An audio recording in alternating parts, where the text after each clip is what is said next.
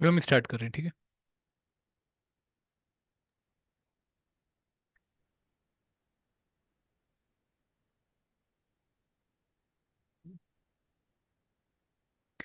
Hello everyone. दोस्तों, बहुत बहुत स्वागत है आपका इस सेशन में, जहां पर हम एक बहुत ही स्पेशल गेस्ट के साथ बहुत स्पेशल बातें करने वाले हैं। दोस्तों, आप में से बहुत सारे बच्चे यूपीएससी, ईपीएफओ के एपीएफसी और ईयू एग्जाम की प्रिपरेशन में लग रखे होंगे और बहुत सिंसियर प्रिपरेशन इस एग्जाम की कर रहे होंगे। और बहुत सारे बच्चे ऐसे होंगे जो कि UPSC civil service exam background के होंगे। उनके मन में ये सवाल होगा कि सर, हमने अभी नई नई यूपीएससी एग्जाम की तैयारी करनी स्टार्ट करी है, हमें ज़्यादा लंबा टाइम नहीं हुआ यूपीएससी एग्जाम की प्रिपरेशन में, तो किस तरीके से हम यूपीएससी सिविल सर्विस एग्जाम के साथ अपनी एपीएफसी और ईयू एग्जाम की प्रिपरेशन को कंटिन्यू करें। क्या हमें एपीएफसी और एग्जाम की प्रिपरेशन करनी चाहिए? क्या हमें सिविल सर्विस पे ही अपना फोकस करना चाहिए? ऐसे बहुत सारे सवाल आप लोगों के मन में होंगे। तो आज हमारे साथ जो स्पेशल गेस्ट हैं, वो आप लोगों के इन सवालों के बहुत अच्छे से जवाब देने वाले हैं, क्योंकि वो पर्सन खुद अपनी इस लाइफ को जी चुका है। मैं स्वागत करना चाहूंगा हमारे सेशन में विभव श्रीवास्तव का, जो कि रैंक 17 है ईयू एग्जामिनेशन 2023 में। Vibhav, welcome to this session. Thank you sir for inviting me. Thank you. Vibhav के बारे में बताना चाहूंगा दोस्तों आप लोगों को कि विभव ने जो अपनी ग्रेजुएशन थी वो इलेक्ट्रॉनिक्स एंड कम्युनिकेशन में थापर जो कॉलेज है पटियाला का, वहाँ से करी थी 2022 में। और ग्रेजुएशन कंप्लीट करने के बाद ये यूपीएससी एग्जाम की प्रिपरेशन में लग गए और सेल्फ स्टडी के थ्रू उन्होंने यूपीएससी एग्जाम की प्रिपरेशन करी। और जब ये यूपीएससी एग्जाम की प्रिपरेशन कर रहे थे तो उसके अगले ईयर 2022 के अगले साल 2023 में जब नोटिफिकेशन आई यू एग्जामिनेशन की, तो इन्होंने नोटिफिकेशन फिल कर दी। और उसके बाद इन्होंने तैयारी शुरू करी यूपीएससी सिविल सर्विस एग्जाम की, सीएपीएफ एग्जाम की, सीडीएस एग्जाम की और ईयू एग्जामिनेशन की। तो मल्टीपल एग्जाम्स की प्रिपरेशन उन्होंने स्टार्ट करी और एक बहुत ही अच्छी प्रिपरेशन के साथ इन्होंने ईयू एग्जामिनेशन फाइनली क्रैक कर लिया। तो दोस्तों, हम विभव से बहुत सारे सवाल पूछेंगे, आपके मन में भी बहुत सारे जो है क्वेश्चन होंगे। मैं आप लोगों से रिक्वेस्ट करूंगा कि आपके मन में जितने भी सवाल होंगे, आप लोग जो है चैट बॉक्स पे लिखते रहिएगा। हम विभव से उन सवालों के बारे में पूछते रहेंगे।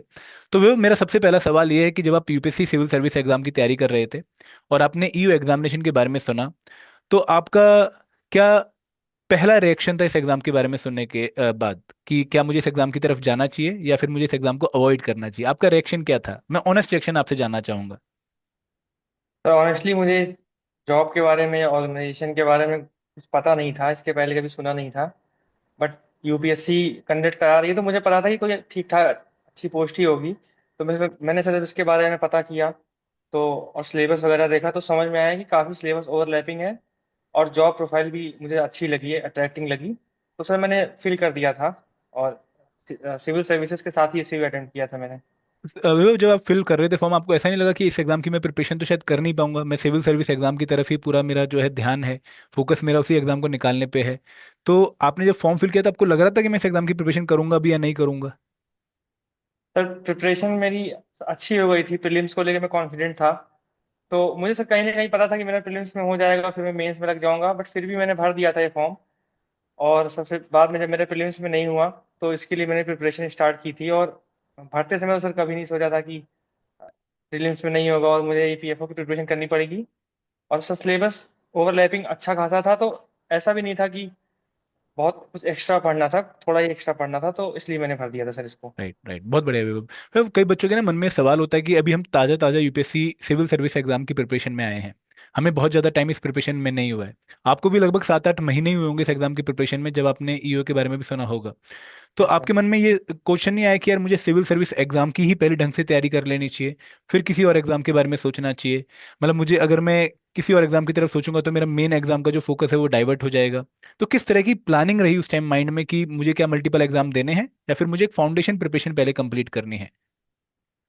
सर मुझे कई लोगों ने ऐसे बोला कि प्लान भी रहेगा या फिर दिमाग में सारी चीजें रहती हैं तो फोकस डाइल्यूट होता है। बट सर मेरा ये मानना है कि एकदम आइडियलिस्ट होकर नहीं सोचना चाहिए कि जो भी एग्जाम की प्रिपरेशन कर रहे हैं उसमें हो ही जाएगा, ये वाला थॉट नहीं होना चाहिए।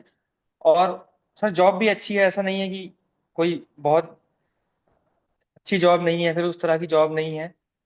और सर सिविल सर्विसेज ऐसा एग्जाम है कि उसमें सर्टेनिटी बहुत कम होती है कि होगा या नहीं होगा। तो इसलिए सर मेरे हिसाब से भर देना चाहिए फॉर्म और जितना हो सके टाइम यूटिलाइज करके पेपर को अटेम्प्ट करना चाहिए।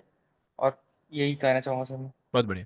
फिर आपने जो यूपीएससी सिविल सर्विस एग्जाम की तैयारी करी थी वो सेल्फ स्टडी के थ्रू करी थी, और इस हम्म। एग्जाम की तैयारी तो कोचिंग करने वालों के साथ भी बहुत मुश्किल आती है, मतलब तैयारी में ऐसी इजी प्रिपरेशन नहीं है। तो आप जब सिविल सर्विस एग्जाम की प्रिपरेशन प्लान कर रहे थे तो आपने कैसे डिसाइड किया कि मुझे सेल्फ स्टडी के थ्रू ही जो है तैयारी करनी है? और फिर आपके सोर्सेज वगैरह क्या थे सिविल सर्विस एग्जाम के प्रिपरेशन के? मैं इसलिए पूछ रहा हूँ क्योंकि आपने वो प्रिपरेशन यूटिलाइज करी थी for cracking EU examination also. तो जो बच्चे सिविल सर्विस एग्जाम बैकग्राउंड के, उनको शायद एक मैसेज मिल जाएगा कि अगर आप सेल्फ स्टडी के थ्रू तैयारी करने वाले हैं तो किस तरीके से आपको अपनी स्टडी प्लान करनी चाहिए। सर मेरा बेसिकली कोचिंग ना लेने का सबसे बड़ा रीजन था कि सर मुझे लेक्चर्स लेना उतना अच्छा नहीं लगता था, थोड़ा बोरिंग लगते थे कि, और काफी चीजें ऐसा लगता था कि स्लो हो रहा है, 2x पे देख लो फिर ऐसे करके। तो सर रीडिंग मुझे अच्छी लगती थी, तो मैंने सारी बुक्स एनसीईआरटी से स्टार्ट किया, फिर स्टैंडर्ड बुक्स पढ़ी, और मैंने सेल्फ स्टडी सब करते रहे। और घर के पास में ही लाइब्रेरी थी तो ज्वाइन कर लिया था, तो सुबह चले जाते थे, आराम से पढ़ते थे वहीं पे। और कोचिंग की सर नेसेसिटी मुझे इसलिए लगता है कि जो कॉन्सेप्ट है, अब जैसे यूट्यूब पे भी काफी वीडियोस मिल जाते हैं, और बुक्स में भी अच्छे से एक्सपीरियंस रहता ही है। टेस्ट के लिए मैं मानता हूँ कि लेना जरूरी होता है। और अगर सिविल में है तो जैसे मेंस की आंसर राइटिंग की प्रैक्टिस के लिए, और प्रीलिम्स भी है, फिर ईओ एओ ही है, तो खुद को टेस्ट करने के लिए और गलतियां समझ में आए इसके लिए टेस्ट बहुत इंपॉर्टेंट है। और बाकी इंडिविजुअल के ऊपर है सर, अगर उसे टॉपिक समझने में दिक्कत हो रही है तो वो कोचिंग कर सकते हैं सर। बाद में मैंने खुद अकाउंटेंसी के लिए लेक्चर्स में देखता था, मुझे समझ में नहीं आती थी, टफ लगती थी। तो खुद इस तरीके से बैलेंस करना पड़ेगा कि जरूरी नहीं है कि पूरी A to Z कोचिंग किया जाए। अगर कोई चीज समझ में नहीं आ रही तो उसके लेक्चर सेलेक्टिवली देख सकते हैं। अदरवाइज पूरा कोर्स कोचिंग के थ्रू करने से मुझे लगता है टाइम थोड़ी सी वेस्टेज होती है और इफिशियंसी कम हो जाती है। Right right. फिर आपने जो सब्जेक्ट से जो यूपीएससी एग्जाम की प्रिपरेशन में काफ़ी मेन माने जाते हैं, like Indian polity, modern yes sir. History, Indian culture, general science, Indian economy, quant, reasoning, English, जो कि सी सेट पेपर का पार्ट है, तो इनके लिए आपके सोर्सेज क्या थे? आपने कौन कौन सी बुक फॉलो करी इन कंपोनेंट्स को कवर करने के लिए? सर मैंने टॉपर्स की वीडियोस देखी थी, तो जितने स्टैंडर्ड रिसोर्स होते हैं सर, जो ऑलमोस्ट हर कोई फॉलो करता है। पॉलिटिकली सर लक्ष्मीकांत जी की बुक आती है, वो बहुत अच्छी है, मैंने उसको पूरी पढ़ी। और मॉडर्न हिस्ट्री मैंने सर स्पेक्ट्रम से की थी। और इकोनॉमिक्स के लिए सर मुझे कोई ऐसे बुक नहीं मिली। एक सर संजीव वर्मा है, कोई संजीव करके, सर उनका नाम भी नहीं याद है मुझे, तो वही सबसे पहले मैंने बुक लिया था और उसको मैंने पढ़ा था, तो बेसिक अंडरस्टैंडिंग हो गई थी। बट सर सिलेबस पूरा कवर नहीं था उसमें, प्री के कई सारे फैक्ट्स मिसिंग थे। तो उसके बाद में सर किसी ने मुझे बताया कि रमेश सिंह की एक बुक आती है, बट वो बहुत मोटी बुक लगी। तो सर इकोनॉमी के लिए मैंने बेसिकली एनसीईआरटी 12th की जो मैक्रो इकोनॉमिक्स है उसको अच्छे से की। और बहुत स्कैटर्ड रिसोर्सेज से मैंने पढ़ाई की कि लेक्चर वाइज कोई चीज टॉपिक वाइज नहीं समझ में आ रही तो उसके लेक्चर देख लिए, जैसे मृणाल सर के लेक्चर्स हैं। और यूट्यूब पे देख लिया है, फिर गूगल पे सर्च कर लिया। और सिलेबस वाइज मैंने जो ऑफिशियल सिलेबस है उसके अकॉर्डिंग मैंने टॉपिक बाय टॉपिक प्रिपेयर कर लिया था इकोनॉमिक्स। और एंशियंट और मेडिवल के लिए सर मैंने तमिलनाडु जो बोर्ड है उसकी बुक्स आती हैं उसको पढ़ लिए थे, और साथ में जो ओल्ड एनसीईआरटी है सिलेक्टेड चैप्टर्स उनसे कर लिए थे, तो इसलिए हिस्ट्री इससे तैयार हुई थी मेरी। राइट। मतलब जब हम घर पे बैठ के तैयारी कर रहे होते हैं ना विदाउट कोचिंग, तो एक सबसे बड़ी जो समस्या आती है वो ये आती है कि हम अपने आप को कंटेन नहीं रख पाते हैं। कुछ टॉपिक पे तो हम ओवर टाइम लगा देते हैं, और कुछ टॉपिक जो कि इंपॉर्टेंट है वहाँ पे हम अंडर टाइम लगा पाते हैं। तो ये टाइम की मैनेजमेंट किस तरीके से हम प्लान करते हैं कि कौन से इंपॉर्टेंट कंपोनेंट में हमें कितना टाइम देना चाहिए और किस चीज़ को अवॉइड करना चाहिए, ये फिल्ट्रेशन, ये टाइम मैनेजमेंट आप कैसे करते थे? सर ये चीज मैं थोड़ा सा हार्ड वे में सीखा, क्योंकि मुझे भी नहीं पता था, तो मैं बुक्स सेल्फ रीडिंग करने लगा, तो कई सारी बुक्स ऐसे पढ़ लिए जो इतने काम की नहीं लगे सर। एथिक्स के लिए मैंने लेक्सिकॉन पूरी पढ़ ली, फिर मुझे समझ में आई पूरी पढ़ने की जरूरत नहीं थी। इसी तरह इंटरनल सिक्योरिटी के लिए आईपीएस है, अ, अशोक कुमार सर, उनकी बुक मैंने पढ़ी पूरी, वो भी फिर मुझे समझ में आया कि इंटरनल सिक्योरिटी को इतना बड़ा सब्जेक्ट नहीं है इसके लिए मैं पूरी बुक पढूं। तो सबसे इम्पोर्टेंट सब मुझे बाद में समझ में आया कि पीवाईक्यूज होते हैं, उन्हें हमें एनालाइज करना चाहिए कि जहां से ज्यादा क्वेश्चंस आ रहे हैं उन टॉपिक्स को टारगेट करना चाहिए सबसे पहले। और क्वेश्चन कैसे पूछ रहे हैं, डेप्थ क्या है, और कितना हमें पढ़ना चाहिए, तो क्या चीज कहाँ से पढ़नी है, प्रिपरेशन स्टार्ट करने से पहले ही डिसाइड कर लेना चाहिए। और कई सारे टॉपर्स की टॉक सुननी चाहिए, और ब्लॉग्स पढ़ने चाहिए। सिर्फ एक दो को देख के अगर उन्होंने जो फॉलो किया वो हम करेंगे तो वो फिर रास्ता कभी कभी गड़बड़ हो जाता है, क्योंकि सबकी अपनी अपनी स्ट्रेटजी होती है। बिल्कुल बिल्कुल, बहुत सही बोला विभा आपने कि सबका ना अपना अपना एक स्टाइल होता है, सबकी अपनी अपनी एक हाँ स्ट्रेंथ होती है। तो आपको बहुत सारी स्ट्रेटेजी सुनने के बाद अपने अकॉर्डिंग एक स्ट्रेटेजी प्लान करनी चाहिए। बहुत बढ़िया, सभी बच्चों के लिए एक बहुत बड़ी सीख है। एक देखो, हम टॉपर्स के ना एक दो टॉपर की बातें सुन के बस उनको ब्लाइंडली फॉलो करना शुरू कर देते हैं। आपको चीज़ों को अपनी स्ट्रेंथ के हिसाब से मैच करके फॉलो करना चाहिए।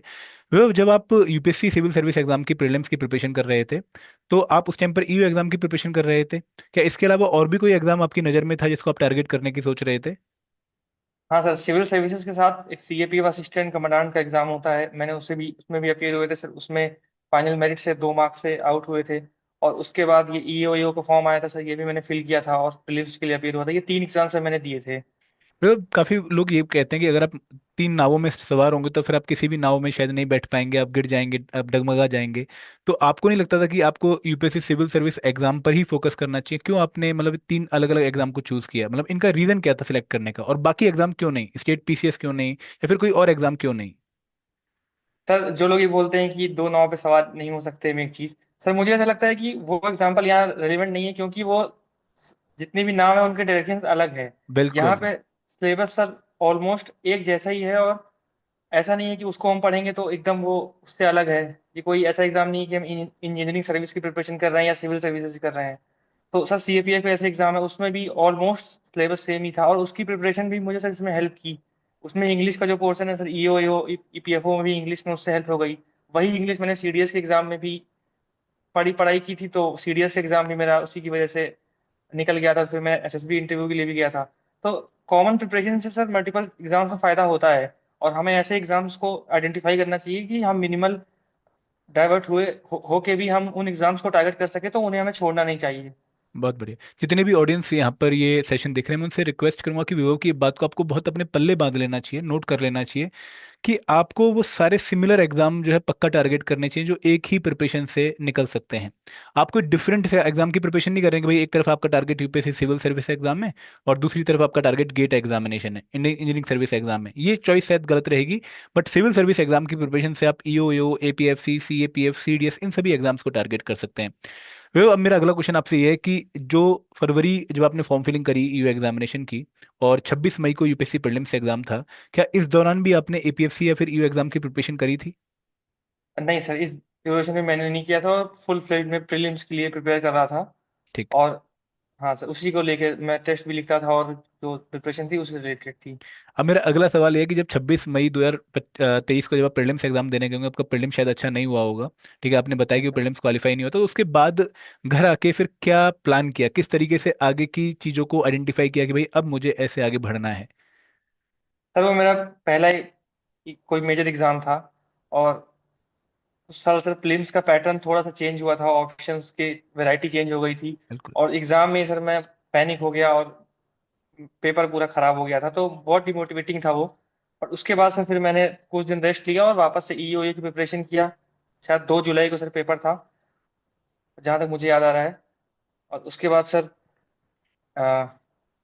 उसी के एक महीने बाद लगभग सीएपीएफ एग्जाम था, तो इन दोनों एग्जाम्स को फिर मैंने फोकस के साथ दिया।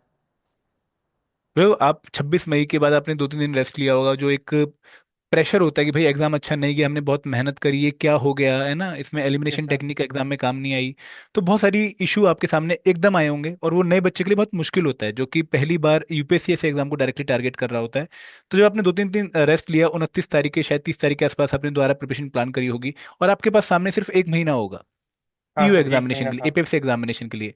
तो उस एक महीने में विभव की क्या स्ट्रेटेजी थी कि भाई मैं जीएस वाले पोर्शन को कैसे हैंडल करूं, क्यूआरई वाले पोर्शन को कैसे हैंडल करूं, और जो स्पेशल कंपोनेंट जो विभव ने कभी भी नहीं पढ़े, क्योंकि विभव एक इंजीनियरिंग बैकग्राउंड का बच्चा है जिसने कभी अकाउंटेंसी नहीं पढ़ी, आयरन लेबर लॉ नहीं कभी सर। पढ़ा नहीं है, सोशल सिक्योरिटी कभी नहीं पढ़ी है। No doubt electronics and communication ने आपको कंप्यूटर अवेयरनेस में हेल्प की होगी, बट हाँ सर। तीन कंपोनेंट्स बिल्कुल न्यू थे आपके लिए। तो वे उस टाइम पर हमारी स्ट्रेटेजी क्या थी कि हम 30 दिनों को कैसे प्लान करेंगे ताकि हम इस एग्जाम में भी अच्छा परफॉर्म कर सकें? सर वो 30 दिन की स्ट्रैटेजी सबसे इम्पोर्टेंट है मेरे लिए, कि इम्पोर्टेंट जो सब्जेक्ट्स हैं उनको मैंने सेग्रीगेट किया। इंग्लिश से सर काफ़ी क्वेश्चंस आते थे, मैंने प्रीवियस ईयर की ईपीएफओ और एपीएफसी का जो एग्जाम हुआ था उनको भी देखा। और सर साथ में टॉपर्स की कुछ स्ट्रैटेजी की वीडियोस भी देखी सर। आप भी टॉपर टॉक करते किए हैं, तो वो वाली वीडियोस मैंने देखी, तो मुझे एक चीज़ समझ में आई कि सर अकाउंटेंसी बहुत टफ है करना, और उतना वेटेज नहीं है। लेबर लॉ और इंडस्ट्रियल रिलेशंस सर इजी भी है करना, थ्योरेटिकल है, और उससे क्वेश्चंस भी ऑलमोस्ट डबल आते हैं। तो सर पहले मैंने उन्हीं को टारगेट किया। तो साथ में sir labour law and IR में कर रहा था, और साथ में जो बेसिक सब्जेक्ट्स हैं जीएस के उनको रिवीजन करके उनकी प्रैक्टिस करना। सर जब आईआर और लेबर लॉ हो गया था मेरा, लगभग 20 दिन में हो गया था, 15-20 दिन में, और उसके मैंने नोट्स भी बना लिए थे, शॉर्ट नोट्स। उसके बाद सर मैंने अकाउंटेंसी स्टार्ट की, बट सर वो टाइम बहुत कम था, और सर अकाउंटेंसी ऐसा सब्जेक्ट था जो मैं अच्छे से नहीं कर पाया था, और मेरे काफ़ी क्वेश्चंस छूटे भी थे और गलत भी हुए थे। तो राइट। मैं सबसे ये बोलूंगा कि सबसे पहले अपना प्लान डिवाइस कर लें, पूरे एक महीने में कैसे करना है। उसमें जो लो हैंगिंग फ्रूट्स हैं उनको पहले हमें पिक करना है, जहाँ से ज़्यादा क्वेश्चंस आ रहे हैं और जो इजी है करना। सर अगर क्वेश्चन भी ज़्यादा आ रहा है, बहुत टफ भी है करना, तो उन्हें हमें अवॉइड करना है। और इजी हैं बट क्वेश्चन से नहीं आते तो उन्हें भी अवॉइड करना है। जो इजी भी हैं और जिनसे बहुत क्वेश्चन आ रहे हैं, जैसे मैंने बताया सर लेबर लॉ से और इंग्लिश से, और सर रीजनिंग और क्वांट से भी अच्छे खासे क्वेश्चन आते हैं। तो बेसिक मैथमेटिक्स मैंने अपने आप को अच्छे से स्पीड बना ली, और जो बार बार प्रैक्टिस करके एक फ्लुएंसी आ गई। तो ये सारी चीजें मैंने की हैं और सर वही मुझे हेल्प किया एग्जाम में। Right right. वो आपने बोला कि आपने आयरन लेबर लॉ को काफी अच्छा प्रिपेयर किया 20 दिनों के जी अंदर, है सर। ना? तो आपका सोर्स क्या था आयरन लेबर लॉ को प्रिपेयर करने का? सर मैंने यूट्यूब पे सर्च किया UPSC EPFO labour law industrial relations playlist. सबसे पहली प्लेलिस्ट आई एक एडवोकेट आकांक्षा सोनी मैडम है हाँ जी, हाँ उनकी। जी। मैंने वही ओपन किया सर, पूरी प्लेलिस्ट मैंने देखी। बेसिक्स मेरे वहां से समझ में आ गए, और सर मैं जितने भी लेबर लॉज थे उनको पढ़ता था, साथ में बेयर एक्ट भी पढ़ता था मैं उनके। ये मैंने सर पूरा फॉलो किया। और साथ में सर राहुल बरनवाल सर थे, एक प्रीवियस ईयर टॉपर थे वो। तो उनके नोट्स मुझे मिल गए थे टेलीग्राम पे। तो उनके नोट्स बहुत प्रिसाइज वे में लिखे हुए थे और बहुत छोटे में, तो उससे मैंने जो गैप्स थे वो फिल किए। कई Great. सारे फैक्ट्स थे जो मैम ने नहीं बताए थे, उससे मैंने फिल किए। और साथ में बेयर एक्ट भी पढ़ता था, तो उसमें से कोई फैक्ट दिख जाता था। सर इंपॉर्टेंट जो सेक्शंस होते हैं, जैसे एलिजिबिलिटी का सेक्शन है या फिर बेनिफिशरीज का सेक्शन से क्या बेनिफिट मिलेंगे, तो उससे जो इंपॉर्टेंट फैक्ट्स हैं वो मैं पिक करके अपने नोट्स में ऐड कर लिया। तो इस तरीके से मैंने ये सब्जेक्ट प्रिपेयर कर लिया था। बहुत बढ़िया, बहुत बढ़िया। वैभव, एक बात मैं पूछना चाहूंगा कि जब हम इंजीनियरिंग बैकग्राउंड वाले बच्चे पहली बार लॉस पढ़ते हैं तो हमें बहुत कम्प्लेक्स फील होता है। मतलब हमें वो लीगल लैंग्वेज पढ़ने की प्रैक्टिस नहीं होती है, आदत बिल्कुल भी नहीं होती है हमें। वो जो हैंस प्रूव्ड वाली जो थ्योरी होती है वो पढ़ने में यस सर। काफी मजा आता होता है। तो आपके लिए लॉस को पहली बार पढ़ना कितना चैलेंजिंग था, और वो चैलेंज आपने कैसे ओवरकम किया? क्योंकि मैं यहाँ पे ना जितने भी बच्चे देख रहा हूँ जो हमसे क्वेश्चन भी पूछते हैं, उनका सवाल ये होता है कि सर लॉस पढ़ने, लीगल लैंग्वेज पढ़नी है, वो बेयर एक्ट तो दिखने में बहुत हैवी लगते हैं। तो यस सर। आपने विभव अपने जो आपकी प्रिपरेशन का टाइम था वहां पर इन चीजों को कैसे डील किया, ताकि आप बच्चों को बता पाए और वो भी इस प्रॉब्लम को जो है हैंडल कर पाए, प्लीज? सर मैं प्रिपरेशन की स्टार्ट से ही इंश्योर करता था। जब मैं लक्ष्मीकांत भी पढ़ता था तो वो उसमें भी कॉन्स्टिट्यूशन मैं साथ में रखता था। तो जो भी चीजें मैं पढ़ रहा हूँ, जैसे प्रेसिडेंट के बारे में, इलेक्शन है, तो मैं साथ में देखता था कि कॉन्स्टिट्यूशन में एग्जैक्टली कैसे लिखा हुआ है वो। और ट्राई करता था कि जो लॉ की लैंग्वेज, जो कॉन्स्टिट्यूशन की लैंग्वेज, वो समझ में आनी चाहिए। बिल्कुल। और उसी की वजह से मैंने सेम अप्रोच यहाँ भी फॉलो किया। सर चैलेंजिंग तो था, और अभी मुझे लगता है कि उस टाइम पे अगर एआई और चैट जीपीटी अच्छे से इतना प्रोलिफरेशन नहीं था, अगर ये होता तो मुझे बहुत हेल्प मिल जाती समझने में। सर काफी चैलेंज आते हैं क्योंकि लॉ की लैंग्वेज थोड़ी टफ होती है, बट सर वो काफी अच्छी कंप्रिहेंशन स्किल डेवलप हो गई थी। मतलब आपने जो अपना पॉलिटी वाला पढ़ने का एक्सपीरियंस था उसको लॉ पढ़ने में भी यूटिलाइज किया, और वो यस सर। एक्सपीरियंस आपको वहां पर काम आ गया। बहुत बढ़िया वैभव। वैभव, आपने एक बात बोली कि अगर उस टाइम पर एआई वगैरह होती तो मैं उसको यूटिलाइज कर पाता, और मैं अब हाँ आपसे क्वेश्चन ये पूछूंगा कि अगर मान लो अब आप तैयारी कर रहे हो एपीएफसी एपीएफसी एग्जाम की, ये तो आप बन चुके हैं, तो आप आर्टिफिशियल इंटेलिजेंस को कैसे यूज करेंगे लेबर लॉस को इजी बनाने में? बच्चों को ये जानने में शायद बड़ा इंटरेस्ट रहेगा सर। सर टूल्स बहुत एडवांस हो गए हैं। जो भी डाउट आता है अच्छा प्रॉम्प्ट बना के अगर हम देते हैं, और सर अब तो पीडीएफ भी रीड करने लगे हैं चैट जीपीटी ऐसे जो प्लेटफॉर्म्स हैं। तो और सर यही सेम चीज़ मैं अपने अभी जॉब में भी यूज़ करता हूँ।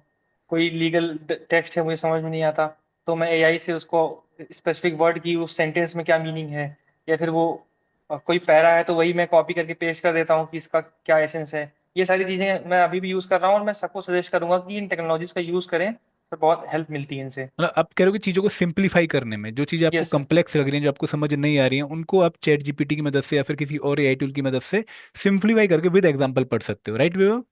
हाँ बहुत सर। बढ़िया, और बहुत बढ़िया। सिमिलरली सर शॉर्ट नोट्स भी बनाना है तो हम एआई को कोई पैरा दे दिए कि इसको प्रिसाइज करके इसके फ्लो चार्ट, सर काफी अच्छे से यूज करें हम तो हेल्प मिलेगी।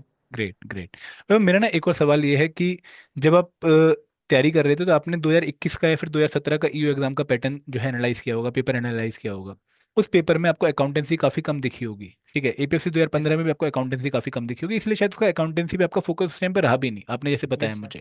हाँ। लेकिन जब आप 2023 का ईयू एग्जामिनेशन मॉर्निंग में देने बैठे होंगे 9:30 से 11:30, 2 जुलाई को, तो आपको वहाँ पे अकाउंटेंसी दिखी होगी, अच्छे खासे क्वेश्चन दिखे होंगे, न्यूमेरिकल भी दिखे होंगे। यस तो सर। वो उस टाइम पर क्या रिस्पॉन्स था कि यार मैं एक इंपॉर्टेंट कंपोनेंट मिस करके आ गया हूँ जो मुझे शायद नहीं करना चाहिए था, या फिर ये था कि बस जो भी करके आया हूँ उसी से डील करता हूँ, उसी को जो है यूज करता हूँ फाइट करने में यहाँ पर? सर पेपर ईओ का टफ आया था एपीएससी के रिलेटिव में जितना मुझे लगा। और पेपर देते समय क्वेश्चंस ऐसे लग रहे थे कि, तो फिर सर मैंने खुद को समझाया कोई बात नहीं, अभी फर्स्ट पहली बार प्रिपरेशन किया हूँ, फर्स्ट अटेम्प्ट है, कोई बात नहीं, होगा होगा या नहीं होगा तो नर्वस नहीं होना है। जो गलती यूपीएससी प्रीलिम्स में हुई थी वो यहाँ नहीं करना है। और जितने भी क्वेश्चन आ रहे हैं करना है, नहीं तो मैंने सर अकाउंटेंसी के क्वेश्चन स्पेशली जो नहीं आ रहे थे उसको मैंने लीव किया, क्योंकि उसमें गेस नहीं चलता। राइट। अकाउंटेंसी मैथमेटिक्स की तरह ही है, तो इसलिए मैंने उनको छोड़ ही दिया था, तो नेगेटिव मार्किंग से बच गए थे। तो मेरा ना एक क्वेश्चन ये भी है कि आपको क्या लग रहा था कि मैं 30 दिनों की प्रिपरेशन में जो है उतनी प्रिपरेशन कर पाऊंगा कि मैं ईयू एग्जाम या एपीएफसी एग्जाम को क्वालिफाई कर पाऊँ, या फिर आप इसमें नथिंग टू लूज एटीट्यूड के साथ गए थे कि यार प्रिपरेशन करी नहीं, कुछ भी होगा देखा जाएगा, नहीं भी होगा तो कोई टेंशन नहीं है? सर यही आप कह सकते हैं, क्योंकि प्रीलिम्स हुआ नहीं था, फिर नेक्स्ट प्रीलिम्स अगले साल होना है। अब सर बीच में ये अच्छे एग्जाम्स हैं, तो मुझे लगा कि टाइम वेस्ट करने से बेटर है कि मैं अच्छे से इसको यूटिलाइज करूं और अच्छे से दे ही देता हूं, क्या पता हो ही जाए। और सर होपफुल मैं हमेशा रहता हूँ, किसी भी एग्जाम को देता हूँ, हो या ना हो, लेकिन मुझे रहता है कि ठीक है अच्छे से मेहनत करके देंगे, हो गया तो अच्छी बात है, और हो ही गया फिर। तो शायद उसके पीछे आपका इंजीनियर वाला जो है एक्सपीरियंस काम आ रहा है कि एक रात पहले भी अगर हमने नहीं पढ़ा होगा ना तो रात पढ़ के भी एग्जाम निकाल लेंगे अगले दिन। यस। बहुत यस बढ़िया सर। भैया, मुझे ना एक एक क्वेश्चन और पूछना है आपसे, बहुत ऑनेस्ट, मुझे आपसे उसका आंसर चाहिए होगा कि कभी आपको ऐसा लगा कि यार अगर मुझे इस एग्जाम के लिए मैं थोड़ा सा और सीरियस हो जाता और पहले भी थोड़ी इसकी प्रिपरेशन प्लान कर लेता फरवरी से लेके मई के बीच में, तो शायद आज मैं एपीएफसी बना होता ना कि ईओयू? बिल्कुल सर, मुझे अब लगता है, और सर साथ में ये भी लगता है कि कोई एक प्रॉपर कोर्स अगर मेरे पास होता, जिससे मैं इधर उधर भटकना ना पड़ता कि, और उसमें ये भी समझ में आता सर कि रैंडमली हम यूट्यूब पे सर्च कर रहे हैं कौन सा टीचर अच्छा है, किस पे ट्रस्ट कर सकते हैं, किस पे नहीं कर सकते हैं। तो और फोकस्ड होके पहले से प्रिपरेशन हो जाती है, अकाउंटेंसी के जो क्वेश्चन गलत हुए वो ना होते, प्लस और अच्छे से जीएस और क्वांट पे भी ध्यान दे सकते थे हम तो। सर अब मुझे लगता है कि हाँ, 1-2 महीने अगर और मिल जाते तो एपीएफसी तक भी मैं अचीव कर सकता था।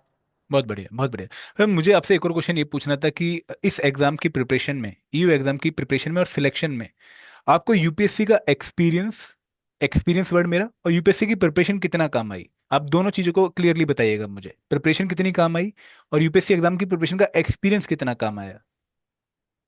सर एक्सपीरियंस तो सबसे पहला यही, जैसे मैंने आपको बताया कि फिल्म्स के पेपर के साथ जो एक्सपीरियंस था, उसके बाद मैंने ये समझ में आया था कि यूपीएससी अनप्रेडिक्टेबल है। बिल्कुल। कैसा पेपर हमारे सामने आने वाला, अगर हम पहले से स्टीरियोटाइप लेके जाएंगे कि हाँ ऐसे ही पेपर्स आते हैं, तो वो अगर वो स्टीरियोटाइप उस दिन टूटेगा तो हमें प्रॉब्लम होगी। फिर हम पैनिक करेंगे, नर्वस होंगे कि जैसा पेपर हम चाहते थे वैसा नहीं आया। तो पहले से माइंड सेट करके जाना चाहिए पेपर में कि पेपर कैसा भी आ सकता है, हमें अपनी जो बेसिक्स हैं उनको स्ट्रांग रखने हैं। और सारे सब्जेक्ट्स जो सर मैंने यूपीएससी प्रिपरेशन किया था, तो वो काफ़ी इन डेप्थ में जाके किए थे, तो वो प्रिपरेशन का डेफिनेटली सर यहाँ पे काम आया। और सर क्वांट मेरी थोड़ी सी बेटर ही थी, क्योंकि सीडीएस भी एग्जाम में दिया था सर, बिल्कुल। सीएपीएफ भी दिया था, तो क्वांट के लिए वो एक्सपीरियंस भी काम आया। तो सर ओवरऑल यूपीएससी के बाकी एग्जाम्स की प्रिपरेशन और एक्सपीरियंस दोनों ही इसमें मेरी हेल्प की है सर। बहुत बढ़िया। फिर अब मैं आपको ना एक सिचुएशन दूंगा और आप उस सिचुएशन में रख के मुझे बताइएगा कि आप उस सिचुएशन में अपनी क्या स्ट्रेटेजी बनाएंगे। आपको पता है कि भाई एग्जाम 30 नवंबर 2025 को इस बार हो सकता है, काफ़ी जो है स्ट्रॉन्ग एविडेंस है जो कह रहे हैं कि भाई इस टाइम पर एग्जाम पॉसिबल होने के चांसेस हैं। आपके पास अराउंड 110 दिन है एग्जाम से पहले प्रिपरेशन के लिए। तो विभव की स्ट्रेटेजी क्या होगी अगर वो इस एग्जाम की selection not as a selected candidate कर रहा है, preparation not as a selected candidate कर रहा है बल्कि एक बिगनर की तरह कर रहा है कि यूपीएससी एस्पिरेंट की तरह, जिसकी 1 साल की ही प्रिपरेशन है यूपीएससी की?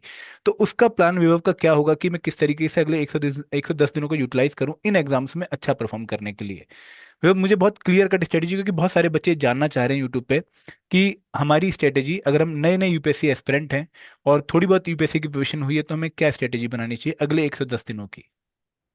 सर ईओ और एपीएफसी एग्जाम में जो अगर हम पास्ट ट्रेंड की एनालिसिस करें, तो सर जैसे मैंने यहाँ पे भी लिख रहा था, मैं देख रहा था कि जो सबसे इम्पोर्टेंट सब्जेक्ट्स हैं सर, जैसे 20 क्वेश्चन लगभग इंग्लिश के आए थे, 20 से 21 क्वेश्चन आई एन लेबर लॉ के थे, 16-17 क्वेश्चन क्वांट रीजनिंग से आए थे, और सर लगभग 9-10 question each computer science history और अकाउंटेंसी से आए थे, बिल्कुल। और 8-9 क्वेश्चन सर इकोनॉमी से आए थे। तो ये हमें पता है कि ये क्वेश्चंस, ये सब्जेक्ट्स इंपॉर्टेंट हैं, इनको सर पहले टैकल करना चाहिए हमें।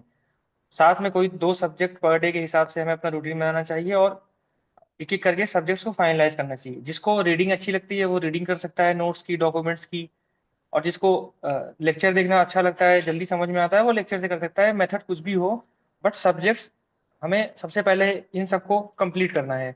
और सर इसमें जीएस यूपीएससी की बहुत वास्ट है, यहाँ उतना फायदा उसका होगा नहीं। तो इसमें जीएस का ज्यादा पोर्शन नहीं था, जैसे हिस्ट्री में भी मोस्टली मॉडर्न ही आई थी ईओ एग्जाम में, और जो एंशियंट मेडिवल आई थी वो भी टफ ही थी एपीएफसी वाले में।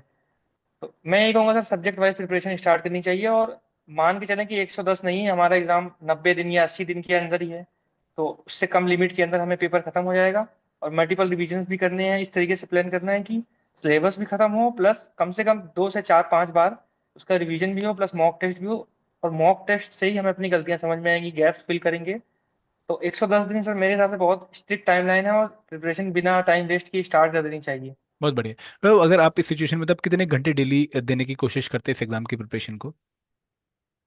सर सिटिंग कम से कम 10 घंटे या 8 घंटे की होनी चाहिए, बहुत बढ़िया। इससे कम तो नहीं होनी चाहिए। बहुत बढ़िया। और इन 8 घंटों में आप मल्टीपल कंपोनेंट्स लेके चलते, एक कंपोनेंट्स को पूरे दिन नहीं चलाते, राइट?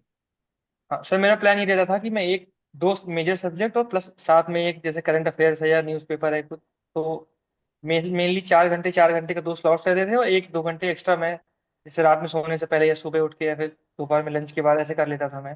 तो ऐसे ही करके मैं भी सजेस्ट करूंगा कि दो सब्जेक्ट एक साथ लेके चले, मल्टीपल सब्जेक्ट्स में भी इशू होगा, और एक ही सब्जेक्ट अगर हम पूरा दिन करेंगे तो वो भी इफिशियंसी हमारी ड्रॉप हो जाती है। बहुत बढ़िया। तो अगर कुछ बच्चे ऐसा प्लान फॉलो करें कि भाई एक जीएस कंपोनेंट और एक स्पेशल कंपोनेंट, जैसे पॉलिटी पिक कर ली और उधर IR and labour law pick कर लिया, फिर इधर हिस्ट्री पिक कर ली और उधर अकाउंटेंसी पिक कर ली, और इनके अलावा डेली 1 घंटा क्वांट रीजनिंग, अल्टरनेट डे पर क्वांट इंग्लिश, और 1 घंटा करंट अफेयर, तो क्या आपको लगता है कि 10 घंटे का एकदम अच्छा प्लान बन सकता है प्रिपरेशन का?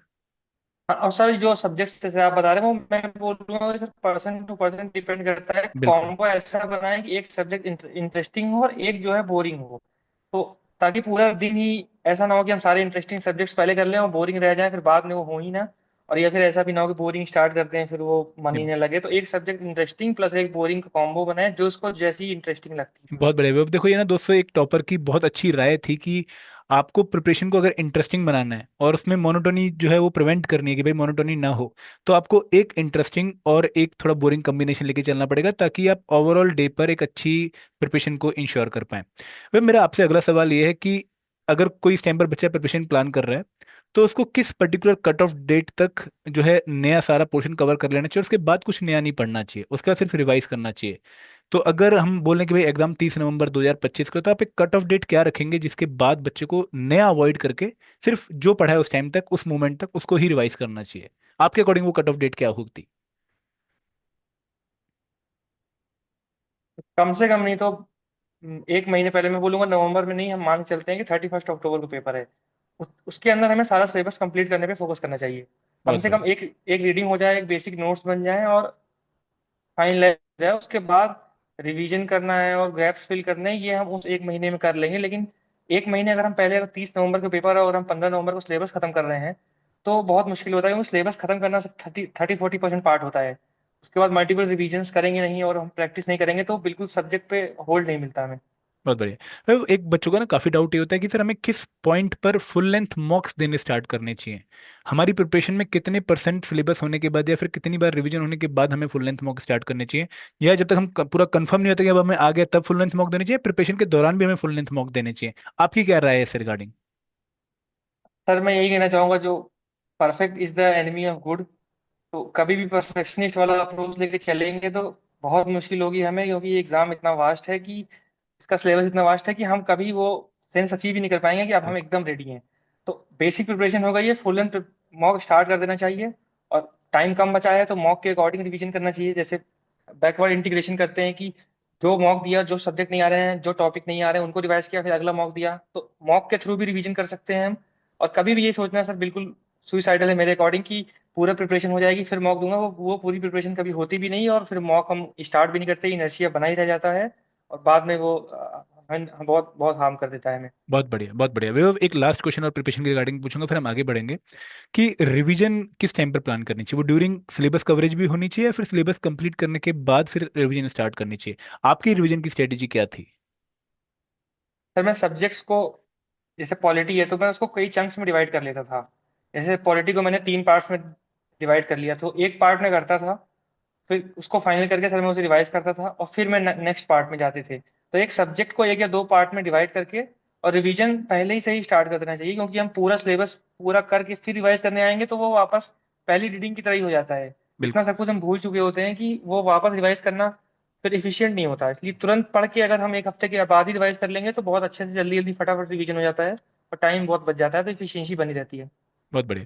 दोस्तों, बहुत बहुत हमें इंपॉर्टेंट एडवाइस जो है यहाँ पे विभव श्रीवास्तव दे रहे हैं, आई होप आप सब इनको नोट कर रहे होंगे। और प्लीज़ ये एडवाइस सुनने के बाद भूल मत जाना, 1-2 दिन बाद हम भूल जाते हैं इन चीज़ों को, आपको अप्लाई करनी पड़ेंगे तभी जाकर आपका पॉजिटिव रिजल्ट आएगा। विभव, जब आप यू एग्जामिनेशन देकर घर पहुंचे तो क्या आपको उम्मीद थी कि भाई विभव इस एग्जाम में जो है टॉप 20 बच्चों में आएगा? सर बिल्कुल नहीं, 0% लग रहा था सिलेक्शन हो जाएगा, यही मुझे मेरेकल लग रहा था।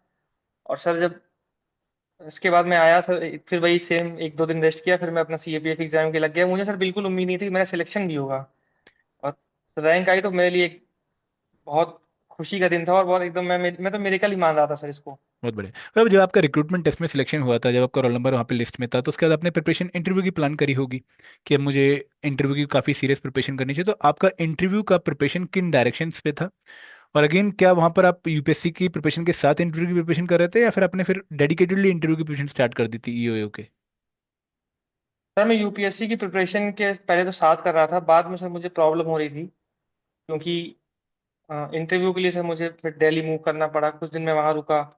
और कुछ सर मेरा सीएपीएफ एसी का भी इंटरव्यू भी था अगले साल। तो सर मैं बोलूंगा कि इंटरव्यू को थोड़ा सीरियसली देना चाहिए, एकदम से साइड वाइज करके कि दिन में 2 घंटे कर लेंगे तो हो जाएगा, क्योंकि पर्सनालिटी बनने में सर टाइम लगता है। और थोड़ा सा 1-2-3-4 महीने पहले से ही हमें स्टार्ट कर देनी चाहिए प्रिपरेशन, और सीरियसली अपने छोटी छोटी पॉइंट्स को नोट करना चाहिए, अपनी वीडियो बना के खुद कि हम कैसे बोल रहे हैं, और जैसे मिरर प्रैक्टिस करनी चाहिए, अपनी बातों को रिकॉर्ड करके खुद सुनना चाहिए। और सर पर्सनालिटी बहुत टाइम टेकिंग होती है और राइट। लॉन्ग रन में ही बनेगी। ऐसे अगर हम सोचेंगे कि 1 महीने में इंटरव्यू की प्रिपरेशन हो जाए तो वो हो भी सकती है लोगों की, डिपेंड करेगा किसकी पर्सनालिटी कैसी है। सर मुझे, मैं इसका कभी इंटरव्यू सर मैं दिया नहीं था इसके पहले, तो मुझे थोड़ा सीरियसली देना था, तो मैंने सर प्रिपरेशन के साथ इक्वली फुटिंग पे रखा इंटरव्यू को भी। मैं प्रिपरेशन यूपीएससी की मैंने छोड़ी नहीं, मैं कर रहा था, लेकिन मैं उतना ही टाइम इंटरव्यू को भी देता था। बहुत बढ़िया, बहुत बढ़िया। फिर मेरा एक सवाल ये है आपसे कि जो ये एग्जाम की प्रिपरेशन है, यू एग्जाम की प्रिपरेशन, आपने पूरी प्रिपरेशन करी, आपने इसका सिलेक्शन भी इंश्योर किया, तो अब आपको लगता है कि आपका यू एग्जाम को चूज करने का डिसीजन एक बहुत ही अच्छा डिसीजन था? उस टाइम पर अगर उसको आप छोड़ देते, फॉर्म फिल ना करते, तो आप एक ब्लंडर क्रिएट जो है अपनी लाइफ में कर चुके होते। हाँ सर, ये मैं सबको बोलूंगा कि फॉर्म भर देने चाहिए, सिमिलर एग्जाम ही है ऑलमोस्ट। जैसे मैंने बोला कि सिलेबस में बहुत डिफरेंस नहीं है, फॉर्म हमेशा भर देना चाहिए। कुछ नहीं, अगर लग रहा है डिस्ट्रैक्टिंग है तो नहीं, मतलब जो इसको भी लग रहा है वो ना करे, पढ़ाई अटेम्प्ट कर दे, क्या जा रहा है। कभी कभी हो जाता है, मेरेकल हो जाते हैं, जैसे मैंने बताया कि सिलेक्शन हो जाता है, फिर बाद में वही उसी डिसीजन को हम चेरिश करते हैं कि उस टाइम पे ये डिसीजन ना लिया होता तो आज हमारे पास कुछ भी ना होता। सर मैं कई लोगों को जानता भी हूँ जो नहीं भरे ये एग्जाम, सिविल्स में भी नहीं हुआ 1-2 बार, अब वो परेशान है कि यार उसमें भर दिए होते, तो भर देना चाहिए। तो मैं इसलिए पूछ रहा था कि ये जब आप एक जॉब कर रहे हैं, तो आप जब यूपीएससी सिविल सर्विस एग्जाम की तरफ आएंगे, आपने थापर जैसे कॉलेज से इंजीनियरिंग करी होगी, बहुत प्रेस्टिजियस कॉलेज है, आपने शायद प्लेसमेंट नहीं ली होगी उस टाइम पर, है ना? आपने यूपीएससी सिविल सर्विस एग्जाम की तैयारी करी होगी, और आपने तैयारी शायद इसलिए करी होगी भाई गवर्नमेंट जॉब मिल जाएगी, रिस्पेक्ट आ जाएगी, पावर आ जाएगी, प्रेस्टीज आ जाएगी, स्टेबिलिटी आ जाएगी लाइफ में। और वो यूपीएससी एग्जाम क्वालिफाई नहीं हुआ और यू एग्जाम क्वालिफाई हो गए, तो आपके जो वो ड्रीम थे स्टार्टिंग में सिविल सर्विस एग्जाम को चूज करने के, उन ड्रीम्स में ये जॉब किस तरीके से खरी उतर रही है? आपको कैसे ये लग रहा है कि यार ये जॉब भी, no doubt UPSC civil service exam जितनी पावर नहीं दे रही है, बट हाँ इन पैरामीटर में I am feeling satisfied. Sir ये जॉब भी मैं बोलूंगा कि बहुत अच्छा एक्सपोजर और ठीक ठाक पावर सर हमारे पास भी रहती हैं। ईपीएफओ को सर, जैसे EPF and miscellaneous provisions act को एडमिनिस्टर करने की पूरी रिस्पॉन्सिबिलिटी मिली हुई है। और जिस पोजीशन पे हम जा रहे हैं, स्पेशली इन्फोर्समेंट ऑफिसर, और प्रमोशन भी सर इसके बाद होता है तो हम सीधा ग्रुप ए में चले जाते हैं। तो और सर पब्लिक सर्विस का जो जिनका ड्रीम होता है उनके लिए भी बहुत अच्छी अपॉर्चुनिटीज में मिलती है, क्योंकि हम डायरेक्टली जनता जो है उनकी प्रॉब्लम को सॉल्व करने का, किसी एक फैसेट ही सही, इस एक्ट से रिलेटेड ही सही, बट उनकी प्रॉब्लम्स को हम सॉल्व कर सकते हैं। और कई लोग कि सर मैंने खुद प्रॉब्लम्स अभी डिपार्टमेंट में हैं तो आते हैं, अपनी अपनी प्रॉब्लम्स बताते हैं, मैं ट्राई करता हूँ कि उनकी प्रॉब्लम सॉल्व हो, फिर वो खुश होते हैं, तो सर मुझे भी अच्छा लगता है कि उनकी प्रॉब्लम सॉल्व हो गई। तो सर आईएएस और आईपीएस तो ऑब्वियसली बहुत बड़ी सर्विसेज हैं, लेकिन ये सर्विस भी सर बहुत अच्छी है, एक्सपोजर अच्छा है, और वर्क कल्चर भी अच्छा है, और पे एंड पर्क्स भी अच्छे हैं। तो मैं बोलूंगा सर कि कोई किसी को ये नहीं सोचना चाहिए कि मतलब अच्छी जॉब नहीं है या फिर कोई डाउनग्रेड बहुत है बढ़िया, बहुत बड़ा, बहुत बढ़िया, ऐसा देखिए। बहुत बढ़िया। और वो अपना भी काफी यंग है, तो जो यंग बच्चे होते हैं उनका ये होता है कि यार एक बार जॉब हाथ में लग जाए, फाइनेंशियल सिक्योरिटी आ जाएगी, है ना, और थोड़ा प्रेशर भी कम हो जाएगा, उसके बाद अपना यूपीएससी वाला ड्रीम फॉलो करेंगे। तो वैभव श्रीवास्तव क्या अभी अपने यूपीएससी वाले ड्रीम की जर्नी में है, या फिर अभी ईओ की पोस्ट ही इंजॉय कर रहे हैं? सर अभी तो एंजॉय कर रहा था मैं, बट अब मैं प्रिपरेशन स्टार्ट कर रहा हूँ, क्योंकि एपीएफसी एग्जाम भी है, और फिर अगले साल सिविल सर्विसेज के अटेम्प्ट करने की भी सोच रहा हूँ। तो सर प्रिपरेशन तो करनी ही है, बट अभी तक सर मैं मुझे अच्छा लगा और मैंने एंजॉय किया इस जॉब को। जितने भी मेमोरेबल डेज थे और जो भी चीजें यहाँ हो रही थी जो जॉब में, मैंने फुल एंजॉय किया और अपना 100% दिया जॉब को। तो बहुत मैंने बढ़िया। कभी ये नहीं सोचा कि जॉब छोड़ के मुझे बस पढ़ाई करनी है। बहुत बढ़िया। मैं ये क्वेश्चन इस सेंस में भी पूछ रहा था कि क्या आपका वर्क लाइफ बैलेंस अभी ऐसा है कि आप प्रिपरेशन कर पाएंगे जॉब के बाद? बिल्कुल सर, सैटरडे संडे ऑफ होता है, जैसे आज ऑफ है, कल भी ऑफ रहेगा, मंडे को ऑफिस रहेगा, 5 डेज वीक ही ऑफिस रहता है। और उसके बाद सर मॉर्निंग में अराउंड 9:30 10 के अराउंड में जाता हूँ, और सर शाम को 6 साढ़े 6 तक घर आ जाते हैं। जनरल रूटीन ही रहता है, कभी कभार एक्सेप्शनल कोई वर्कलोड आ गया तो ज़्यादा रुकना पड़ गया, या फिर सैटरडे को भी जाना पड़ गया। बट वो 5% ही है जॉब का पार्ट। 95% से बहुत रिलैक्स जॉब है, और पोस्टिंग्स भी जनरली बड़ी सिटीज़ में होती हैं। तो ऐसे कोई वर्क लाइफ बैलेंस की इशू नहीं आएगी। बहुत अच्छी जॉब मैं कहूँगा सर इसको, work right, life right, balance के लिए और प्रिपरेशन के लिए अच्छा खासा टाइम मिल जाता है अगर कोई पढ़ना चाहे तो। राइट। तो हमें ना अब कुछ डाउट ले लेने चाहिए। मैं यूट्यूब में कुछ बच्चों के डाउट आपसे पूछना चाहूँगा, ठीक है, ताकि आपको और अच्छे से जवाब देने का मौका मिले। कुछ बच्चों के डाउट ये थे कि सर जो आईआर एंड लेबर लॉ है वो हमें यूट्यूब से प्रिपेयर कर लेना चाहिए या फिर हमें कोई डेडिकेटेड बुक फॉलो करनी चाहिए? आप मतलब इसमें क्या सलाह देंगे? बुक लेबर लॉज की मैंने एक दो देखी थी सर, बहुत बल्कि थी और बिल्कुल एग्जाम ओरिएंटेड थी भी नहीं, मुझे इस पर भी डाउट था। तो मुझे लग रहा है कि सर लेबर लॉज और आईआर के लिए लेक्चर्स अच्छे रहेंगे, लेक्चर्स और शॉर्ट नोट्स। और इसमें मल्टीपल रिवीजन ही की है, बहुत छोटा कंटेंट पढ़ना रहेगा, और क्वेश्चन बहुत स्पेसिफिक आते हैं, फैक्ट बेस्ड आते हैं। कितने मंथ्स रहेंगे, कितने वर्क एम्प्लॉय रहेंगे एटलीस्ट, कि उसके ऊपर ये एक्ट लागू होगा, मैटरनिटी बेनिफिट एक्ट है, तो उसमें थर्ड चाइल्ड पे कितनी छुट्टियां मिलेंगी। तो बहुत स्पेसिफिक क्वेश्चन आते हैं, और तो बहुत डिटेल में पढ़ने की जरूरत नहीं है। राइट। फिर हम अब जब तक बच्चे क्वेश्चन लिख रहे हैं, मैं आपसे और भी क्वेश्चन पूछना चाहूंगा कि आपकी जो इंटरव्यू थी वो किस तरह की कंडक्ट हुई थी यूपीएससी के द्वारा? मतलब कौन सा पैनल था और कैसे आपसे सवाल पूछे गए और कैसे आपने उनको हैंडल किया? क्योंकि बहुत सारे बच्चे जो अभी प्रिपरेशन कर रहे हैं वो बाद में इंटरव्यू की प्रिपरेशन भी जो है जाएंगे, और वो आपके इस सेशन से पक्का एक गाइडेंस लेंगे कि हमें किस तरीके से इंटरव्यू को अप्रोच करना चाहिए। तो सर पहला इंटरव्यू मेरा सीएपीएफ का हुआ था सर, उसमें शीलवर्धन सर जो हैं डीजी आईपीएस हाँ जी, हाँ जी। केएसएफ के, उनका बोर्ड था। तो वो सर मेरा इंटरव्यू अच्छा नहीं हुआ था, और उसमें सर रिटर्न में मेरे बहुत अच्छे मार्क्स थे, बट इंटरव्यू की वजह से मेरा क्वालिफाई नहीं कर पाया था मैं। फिर और उस समय सर मुझे एक चीज लर्निंग मिली कि मैं सर जब भी ऐसा होता है कि कोई चीज हम बहुत ज्यादा सीरियस ले लेते हैं तो वो हमेशा हार्मफुल हो जाती है मेरे लिए। सिमिलरली मैंने पिछले बार जब प्रीलिम्स में भी बहुत सीरियस हो गया था, तो परफॉर्मेंस गिर गई सर, इंटरव्यू में भी मैं मुझे लग रहा था कि बहुत बेस्ट दे रहा है अपना। तो उसमें फिर वो नेचुरल जो एक इंस्टिंक्ट्स होते हैं वो लॉस होने लग जाते हैं। और उसके बाद सर ईपीएफओ का इंटरव्यू था, ये सर मेरा इंटरव्यू अच्छा हुआ, मैंने उससे जो गलतियां की वो मैंने सीखी, बहुत रिलैक्स था, बहुत कॉन्फिडेंट था इसमें मैं। और सर इसमें सुमन मैम का बोर्ड था, तो अच्छा इंटरव्यू रहा, कॉर्डियल रहा, और अच्छा वो हुआ क्या इंटरव्यू। क्या क्या क्वेश्चन पूछे गए थे? कौन सी डायमेंशंस पे आपका इंटरव्यू जो है चला? वो डेफ के ऊपर था या फिर ईपीएफओ के ऊपर था या फिर आपके ग्रेजुएशन के ऊपर था? किस रिगार्डिंग आपसे क्वेश्चन पूछे गए पूरे सर इंटरव्यू के दौरान? ईपीएफओ के ऊपर से, ईपीएफओ से रिलेटेड बिल्कुल कोई क्वेश्चन नहीं पूछा गया सर, ऐसा लग रहा था कि जनरल इंटरव्यू है वो। और करंट अफेयर्स के काफी टॉपिक्स पूछे गए, मेरे डेफ में जो मेरी हॉबीज लिखी थी सर उस पे भी 20-30% चर्चा उसी पे हुई। और सर मोस्टली आईआर के जो टॉपिक्स थे उनमें भी, और जो सोशल सिक्योरिटी की जो जनरल एक प्रॉब्लम्स हैं इंडिया में, जैसे डीबीटी ट्रांसफर्स हैं, उन पे क्वेश्चन पूछा गया।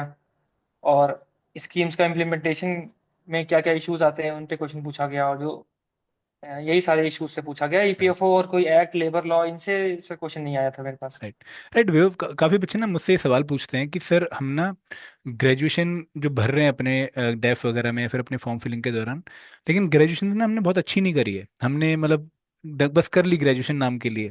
तो हमसे जब ग्रेजुएशन के ऊपर क्वेश्चन पूछा जाएगा तो हम शायद उसको हैंडल ना कर पाएं, तो हमें इंटरव्यू में उन क्वेश्चन से कैसे डील करना चाहिए जो हमारी ग्रेजुएशन से रिलेटेड है? फॉर एग्जांपल, अगर आपसे कोई इलेक्ट्रॉनिक्स एंड कम्युनिकेशन के ऊपर क्वेश्चन पूछ लिया और उसका आंसर हमें नहीं पता है, मतलब हमने वो ढंग से पढ़ा ही नहीं था उस सर टाइम पर। मैं यही बोलूंगा कि मेरे साथ हुआ है ये चीज। इलेक्ट्रॉनिक्स से मैम ने कुछ क्वेश्चन पूछे थे जो मुझे नहीं आते थे, बट ये बहुत नॉर्मल सी चीज है। कई लोग ग्रेजुएशन बहुत पहले किए होते हैं, या फिर टेस्ट खत्म हो जाता है। बस मैं ये बोलूंगा कि जो मेन सब्जेक्ट्स हैं, थोड़ा जो बेसिक्स हैं वो ब्रश अप कर लेना चाहिए। जैसे मेरा अगर कम्युनिकेशन सब्जेक्ट है तो मुझे एटलीस्ट ये पता होना चाहिए कि एक फोन, सिम कार्ड और फोन से कम्युनिकेशन कैसे होता है, इतना इनफ है। जो एकदम बेसिक्स है, सुपर बेसिक्स, वो हमें एक बार दोबारा से विजिट करके देख लेना चाहिए। और अदरवाइज नहीं क्वेश्चन आते हैं, कोई बात नहीं, हम पोलाइटली उसको बता सकते हैं कि हम नहीं रिकॉल कर पा रहे हैं। और बोर्ड मेंबर्स भी ये बात मुझे लगता है समझते हैं। मतलब आपका कहने का मतलब ये है कि बिल्कुल ऐसा नहीं कि आप बिल्कुल सरफेस नॉलेज वाला क्वेश्चन भी आंसर ना कर पाओ तो वो बहुत हाँ, नेगेटिव इंप्रेशन क्रिएट कर देगा। बेसिक क्वेश्चन तो आंसर करना ही चाहिए आपको, राइट? ये वो दिखाता है कि हाँ सर बिल्कुल एकदम ही अ, ऐसा नहीं है कि हम सब कुछ छोड़ चुके हैं। बेसिक्स जो कॉमन सेंस से भी हो सकते हैं, इस टाइप के क्वेश्चन तो हमें कर ही लेने चाहिए सर। जैसे मुझसे पूछा गया था कि आधार टेक्नोलॉजी और यूपीआई की अंडरलाइन टेक्नोलॉजी कैसे काम करती है और टेलीकम्युनिकेशन कैसे होता है। मैम ने से पूछा कि अगर मैं किसी से बात कर रही हूँ, सपोज ये मेरा फ़ोन है, मैं किसी से फ़ोन कर रही हूँ, तो कैसे पूरी एक ट्रेजेक्ट्री बताओ कि कैसे कम्युनिकेशन स्टार्ट होता है। तो वो बेसिक्स थे, तो उसमें मैंने थोड़ा बहुत बता दिया था, तो और काफ़ी चीज़ें नहीं बता पाया था, तो इतना एटलीस्ट होना चाहिए और बहुत ज़्यादा सीरियस होने की ज़रूरत नहीं है। राइट। वो ये जो आप अभी सलाह दे रहे हो ना, ये एक टॉपर की सलाह है, लेकिन जब आप इन चीज़ों से डील कर रहे होंगे ना, उस टाइम पर बहुत प्रेशर फील हो रहा होगा। मतलब हम कहते हैं ना, बाद में मिसाल बन जाती है, लेकिन जब हम खुद इस लाइफ को जी रहे होते हैं तो हमें बहुत सारे चैलेंजेस, बहुत सारे डाउन टर्न्स देखने को मिलते हैं। तो विभव श्रीवास्तव की इंटरव्यू की प्रिपरेशन में और ईयू एग्जाम की प्रिपरेशन में वो डाउन मोमेंट्स कहाँ थे जहाँ पर विभव को लगा कि यार नहीं, बहुत मुश्किल है, नहीं हो पाएगा शायद यहाँ पर? तो मैं जानना चाहूंगा कि वो चैलेंजिंग मोमेंट्स क्या थे, वो डाउन मोमेंट्स क्या थे, और कैसे विभव ने अपने आप को एक लेवल ऊपर किया कि नहीं यार, करना ही करना है। सर रिटन एग्जाम में ही इतना चैलेंज था मेरे पास कि टाइम बहुत कम था और एकदम नए सब्जेक्ट्स थे, कभी नहीं पढ़ा थे लाइफ में। लॉज थे, अकाउंटेंसी, ऐसे सब्जेक्ट्स। बट उसका यही एक सोल्यूशन है कि अपना 100% हमें देना है सर। फुल एफर्ट जब अगर कोई डालता है तो बाद में उसको रिग्रेट नहीं होता है, बिल्कुल। और फुल एफर्ट डालना मस्ट होता है। और रिटन एग्जाम के बाद सर फिर इंटरव्यू का चैलेंज था कि मेरा एक इंटरव्यू ऑलरेडी खराब हो चुका था। उससे रिकूप करनी थी मुझे स्ट्रेंथ की, नए इंटरव्यू में जाना है तो और अच्छे से खुद को प्रिपेयर करना है। तो प्रैक्टिस से हमें ऐसे कॉन्फिडेंस आता है, ऐसा मुझे मानना है। कॉम्पिटेंस, प्रैक्टिस करेंगे तो कॉम्पिटेंस आएगी और कॉम्पिटेंस से ही कॉन्फिडेंस आता है। राइट, बहुत बढ़िया। देखो दोस्तों, विभव के ना लाइफ से हमें एक बहुत अच्छा एग्जांपल ये देखने को मिल रहा है कि इनकी जो शोक सभाएं थी वो लंबी नहीं चली। इनका जब प्रीलिम्स एग्जाम अच्छा नहीं हुआ तो उन्होंने बहुत जल्दी रिग्रुप करके ईयू एग्जाम में एक अच्छे एक्सपीरियंस के साथ प्रीलिम्स के डील किया एग्जाम को, और एग्जाम क्वालिफाई किया। जैसे इनका सीएपीएफ का इंटरव्यू अच्छा नहीं गया तो उन्होंने बहुत जल्दी रिग्रुप करके उन शोक सभा को छोटा करके लेकिन लर्निंग लेके ईयू एग्जाम के इंटरव्यू में बहुत अच्छा परफॉर्म किया। तो ये एक बहुत अच्छे इंडिविजुअल की मैच्योरिटी का साइन है कि भाई वो बहुत जल्दी रिग्रुप होके आगे वाले चैलेंज को डील करने के लिए पुराने वाले एक्सपीरियंस को यूटिलाइज कर रहा है। एंड आई होप हम सबको इससे बहुत अच्छा लेसन लेना चाहिए कि बहुत लंबा दुख, बहुत लंबा यस सर। शोक सभा हमारी नहीं चलनी चाहिए। बहुत बढ़िया वैभव, बहुत बढ़िया, बहुत मजा आ रहा है आपके साथ बात करते हुए। फिर मैं आपसे एक और क्वेश्चन पूछूंगा जो कि मेरा एक बहुत इंपॉर्टेंट क्वेश्चन है कि जब आप इंटरव्यू देके घर पहुंचे तो क्या आपको लग रहा था कि भाई अब शायद रिजल्ट पॉजिटिव आ सकता है, अब मेरे सिलेक्शन के चांसेस हैं? यस सर, इंटरव्यू के बाद मुझे थोड़ी सी होप ऐसे लगा कि हाँ, मेरा होने के चांसेस अब हैं। मतलब सिलेक्शन तो हो जाएगा। रैंक का तो बिल्कुल नहीं सोचा था, लेकिन ये लग रहा था कि हाँ, सिलेक्शन हो सकता है अगर इंटरव्यू में अच्छे मार्क्स मिल गए, क्योंकि इंटरव्यू का वेटेज भी सर ठीक ठाक है। तो हो सकता है सिलेक्शन, और फाइनली सर हो भी गया। बहुत बढ़िया। जब 2 जनवरी 2025 को रिजल्ट आया और विभव ने रिजल्ट देखा तो विभव, क्या रिएक्शन था आपका, फादर का, मदर का, फैमिली का? क्या मतलब घर में कैसा माहौल रहा फिर? सर मैं बाहर गया हुआ था, मेरा एक फ्रेंड था, उनकी बर्थडे पार्टी थी। तो मैं साथ में, हम रेस्टोरेंट में बैठे थे, हम थे और कुछ फ्रेंड्स भी थे। तो सर वो बहुत मेमोरेबल मोमेंट रहेगा मेरे लिए हमेशा। मैं सर बाहर गया हुआ था, और उस दौरान जब मैं बाहर गया सर, रिजल्ट आ गया और मेरे फ्रेंड्स ने देख लिया, मुझे नहीं पता था सर। और सर जैसे ही मैं वापस आया, वो सारे एक साथ खड़े होकर सर तालियां बजाने लगे। तो मुझे समझ में आया कि क्यों कर रहे हैं सर। फिर उन्होंने बताया कि रिजल्ट आ गया और तुम्हारा नाम लिस्ट में फर्स्ट पेज पे ही है। तो बहुत शॉकिंग था सर, बट इतनी अमेजिंग फीलिंग थी, और साथ में जब सारे होते हैं तो वो मजा और बढ़ जाता है। बिल्कुल, वो आप बता रहे हैं और रोंगटे मेरे खड़े हो रहे हैं। मतलब मुझे इतनी अच्छी फीलिंग आई आपकी बातें सुनते हुए कि एक एक आदमी जो बहुत मेहनत कर चुका था 2-3 साल, और एक अच्छे मतलब इंटेंट के साथ तैयारी कर रहा था, जब रिजल्ट पॉजिटिव आता है तो हम बहुत प्राउड फील करते हैं। वो बहुत अच्छा है, बहुत अच्छा। वो क्या आप इंटरव्यू के बाद किसी और एग्जाम की प्रिपरेशन में जुट चुके थे या फिर अभी आप मतलब वेट कर रहे थे रिजल्ट के आने का? सर मैंने दोबारा से सीएपीएफ का अटेम्प्ट दिया था 2024 में, और मैंने सर सीएससी का अटेम्प्ट स्किप किया था। और फिर सर मेरा सेम चीज हुई, आपकी भी इंटरव्यू था, बट सर आपकी सीएबीएफ का इंटरव्यू मैंने स्किप कर दिया, क्योंकि ऑलरेडी मैं ईओ का रिजल्ट आ चुका था। तो फिर मैंने सर वो इंटरव्यू स्किप किया, और मैं इसी जॉब में रह के कंटिन्यू करके अब मैं सर सिविल्स की प्रिपरेशन कर रहा हूँ। सर इस बार भी मैंने प्रीलिम्स अटेम्प्ट किया, इस बार भी सर प्रीलिम्स में मेरा नहीं हुआ। तो ये जर्नी सर कंटिन्यू करूंगा, देखते हैं क्या होता है बहुत आगे। बहुत बढ़िया वैभव। वैभव, मेरा एक और आपसे सवाल ये है कि जब भी हम किसी एग्जाम की तैयारी करते हैं, और मैं अपने एक्सपीरियंस से, आपके एक्सपीरियंस से जानना चाहूंगा कि ये एग्जाम ना सिर्फ इंडिविजुअल का एग्जाम नहीं होता, ये हमारी फैमिली का भी एग्जाम हो जाता है। हमारी फैमिली के हर मेंबर इमोशनली इस एग्जाम से कनेक्ट हो जाते हैं। मतलब जब रिजल्ट आता है तो पीछे फादर मदर सब खड़े होते हैं। तो वैभव, आपकी इस प्रिपरेशन जर्नी में आपकी अलावा और किन किन का रोल था जिन्होंने आपकी इस जर्नी को बहुत स्पेशल बनाया और आपकी सफलता में आपके लिए जो है कंट्रीब्यूट किया? सर सबसे बड़ा रोल मम्मी का ही था, क्योंकि वो हमेशा सपोर्ट में रहती थी कि हो या कुछ भी हो, कोई बात नहीं, तुम प्रिपरेशन करते रहो। सर पापा थोड़ा सा ये उनके रहता था कि क्या होगा, टेंशन में रहते थे कि जॉब नहीं लगेगी तो कैसे क्या करेगा। तो वो उनका ऐसा रहता था कि कोई भी फॉर्म निकले तुम भर दो, ये मत देखो कि छोटी जॉब है बड़ी जॉब है। उनको लगता था कि कम से कम बेरोजगार नहीं रहेगा, उनको बिलीव ही नहीं होता था कि मैं बड़े एग्जाम निकाल सकता हूँ। तो बट जब रिजल्ट आया तो बहुत खुश हुए सब लोग। तो मैं यहाँ पे एक सवाल जानना चाहूंगा कि पापा को कैसे मनाए कि मैं कॉलेज के बाद प्लेसमेंट ना लेके सिविल सर्विस एग्जाम की प्रिपरेशन करूंगा। हाँ सर, वो बहुत बड़ा चैलेंज था मेरे लिए, क्योंकि ऑलरेडी मैं प्लेसमेंट नहीं लेना, उसके बाद सीधा सिविल की प्रिपरेशन में एंट्री करना। और सर पापा का तो बहुत मुश्किल था, वो बिल्कुल अगेंस्ट थे कि प्लेसमेंट ले लो, 2 साल काम कर लो, उसके बाद कर लेना प्रिपरेशन। पर सर मुझे पता था एक बार पढ़ाई से कनेक्ट अगर टूट गया तो उसके बाद मुश्किल हो सकती है, मे बी मैं दोबारा जर्नी में लौट के आऊँ तो फिर बहुत लेट हो चुका हो, या फिर मैं ना कर पाऊँ। इसीलिए मैंने उनको समझाया, उस फिर मैंने समझाया कि कोई बात नहीं, अच्छा बैकग्राउंड है मेरा इंजीनियरिंग का, मैं वापस से अगर नहीं होता है तो मैं कुछ करके एमबीए वगैरह कर लूंगा और फिर कॉर्पोरेट सेक्टर में मैं जॉब कर सकता हूँ, तो जॉब का इशू नहीं आएगा। तो फिर वो बाद में समझे और फिर मैंने प्रिपरेशन स्टार्ट किया था। बहुत बढ़िया, बहुत बढ़िया। और जितने भी दोस्त यहाँ पे सेशन देख रहे हैं ना, उनको मैं एक बहुत इंपॉर्टेंट मैसेज और देना चाहूंगा वैभव की लाइफ से, कि किसी भी एग्जाम में ना कॉन्फिडेंस के साथ साथ जो सबसे इंपॉर्टेंट चीज होती है सिलेक्शन के लिए, वो होता है सेल्फ बिलीफ। आपको अपने पर भरोसा करना होता है कि यार अगर मैं मेहनत करूंगा, अगर मैं एफर्ट डालूंगा तो मेरा रिजल्ट पॉजिटिव आ सकता है। अगर आप ही अपनी क्षमताओं पे, अपनी एबिलिटी पे जो है शक करोगे, तो फिर कोई और आपका साथ नहीं दे सकता। वह एक परफेक्ट एग्जाम्पल है जहाँ पे इनको पता था कि यार मैं कुछ ना कुछ अच्छा कर ही लूंगा अपनी लाइफ के साथ, मैं इतना होशियार हूँ, मैं इतना मेहनती हूँ कि मैं यस सर। कुछ ना कुछ कर ही लूंगा। बहुत बढ़िया वैभव, बहुत बढ़िया वैभव। मैं अब इस सेशन के एंड के पड़ाव पे आ चुका हूँ। एक बच्चे जो है मतरुद्दीन जो है क्वेश्चन पूछ रहे हैं, मैच्योर इंडियन सॉरी क्वेश्चन पूछ रहे हैं कि इस जॉब को क्वालिफाई करने के बाद क्या कार और फ्लैट मिलता है। सर फ्लैट मिलता है, कार हमें इंडिविजुअली नहीं मिलती है। और कोई ऑफिशियल ड्यूटी अगर है कहीं जाना है तो उसके लिए हम रिक्वेस्ट कर सकते हैं और हमें कार मिल जाती है। बट ऐसे रेगुलरली कम्यूट करने के लिए नहीं मिलती है। बट हाँ सर, हमें फ्लैट मिल जाते हैं राइट, रहने के राइट, लिए, गवर्नमेंट राइट। अकोमोडेशन। बहुत बढ़िया दोस्तों, अगर आप लोगों को और कोई और डाउट है प्लीज यूट्यूब के चैट बॉक्स पे लिखते रहिए, मैं पूछ लूंगा वैभव श्रीवास्तव से। वैभव, जब तक ये क्वेश्चन आ रहे हैं मैं आपसे बस पूछना चाहूंगा कि अब आपकी क्या एडवाइस होगी उन स्टूडेंट्स के लिए जो कि बहुत सिंसियरली एपीएफसी और यू एग्जाम की तैयारी कर रहे हैं, और क्योंकि इस बार एक सिंगल एग्जाम होने वाला है तो उनको काफी अच्छा कंपटीशन भी देखने को मिलने वाला है। तो किस तरीके से उनको अपने आगे वाले 3 महीने के आसपास का जो टाइम है उसको यूटिलाइज करना चाहिए, क्या आपकी एडवाइस रहेगी?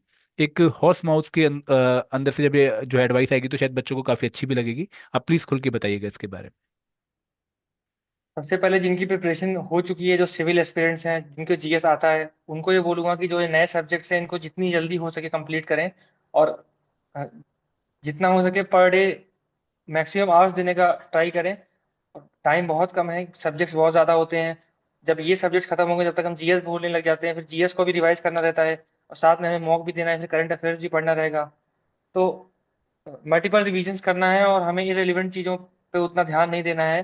पीवाईक्यू सर हमारे लिए नॉर्थ स्टार की तरह काम करेंगे, हमें गाइड करेंगे। और पीवाईक्यूज को मस्ट है कि कई बार करें, 10 बार 20 बार जितनी बार हो सके। उनसे एक सेंस डेवलप होता है क्वेश्चन करने का। और रिवीजन, मल्टीपल रिवीजन्स भी करते रहें सब्जेक्ट के। और जो जिनका अभी सिविल बैकग्राउंड के नहीं है, जो अभी सिर्फ ईओ ईओ एपीएफसी की प्रिपरेशन कर रहे हैं, उनके लिए जीएस भी करना है। उनको उनके पास उतना स्ट्रॉन्ग बैकग्राउंड नहीं है जीएस का। तो उनको यही है कि जीएस से भी अच्छा खासा वेटेज है, तो जीएस को भी साथ में लेके चलना है। इनके जो ईपीएफओ स्पेसिफिक सब्जेक्ट्स हैं इनके साथ जीएस को भी लेके चलें। और जितना हो सके मार्क्स मैक्सिमाइज करने का ट्राई। और होने को कुछ भी हो सकता है, तो होप नहीं छोड़नी चाहिए। बहुत बढ़िया, बहुत बढ़िया वैभव। बहुत अच्छा लगा आपसे बात करके, बहुत अच्छे से आपने बच्चों को गाइड किया है। I am really thank you कि आपने इतने अच्छे से अपनी guidance the Vaibhav. Thank you very much. I am ending session now. Thank you.